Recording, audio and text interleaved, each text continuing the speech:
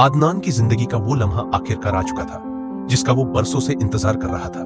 उम्रा की सादत हासिल करने का मुकद्दस सफर। जब वालिद ने ऐलान किया कि पूरा खानदान उम्रा के लिए जा रहा है तो आदनान की खुशी की कोई इंतहा न रही। ये सिर्फ एक सफर नहीं था बल्कि एक रूहानी सफर था जो उसकी जिंदगी को हमेशा के लिए बदलने वाला था। जैसे ही वीजा और टिकट की तस्दीक हुई, घर में एक अलग ही जोश और खरोश पैदा हो गया।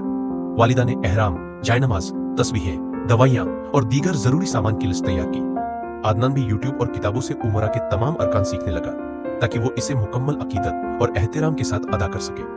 रवाना होने से पहले घर में एक खास दुआ की महफिल रखी गई जहां अजीजो अकारिब ने सबको दुआओं के साथ रुखसत किया। हर कोई यही कह रहा था, हमारे लिए भी दुआ करना। एयरपोर्ट पर इमिग्रेशन की कार्रवाई मुकम्मल होते ही आदनान का दिल तेजी से धड़कने लगा। कुछ घंटों बाद जैसे ही जहाज जद्दा पहुंचा, खुशी और रूहानी जज्बात और बढ़ गए।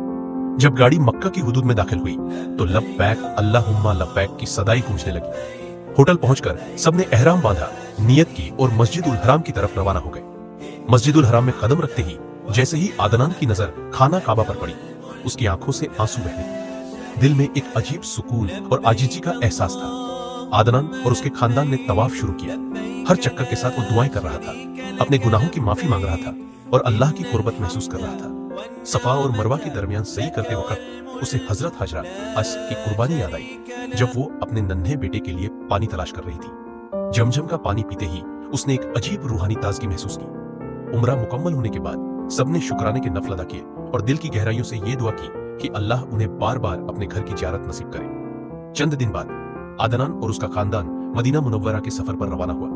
जैसे ही मदीना की सरजमीन पर कदम रखा, दिल को एक अजीब सुकून महसूस हुआ। सबसे पहले वो मस्जिद ए नबवी पहुंचे। जैसे ही आदनान रोजाए रसूल की जालियों के सामने खड़ा हुआ, उसकी आंखों से आंसू बहने लगे। उसने दुरूद व सलाम पढ़ा और दुआ की कि अल्लाह उसे नबी करीम की तालीमात पर चलने की तौफीक कर दे।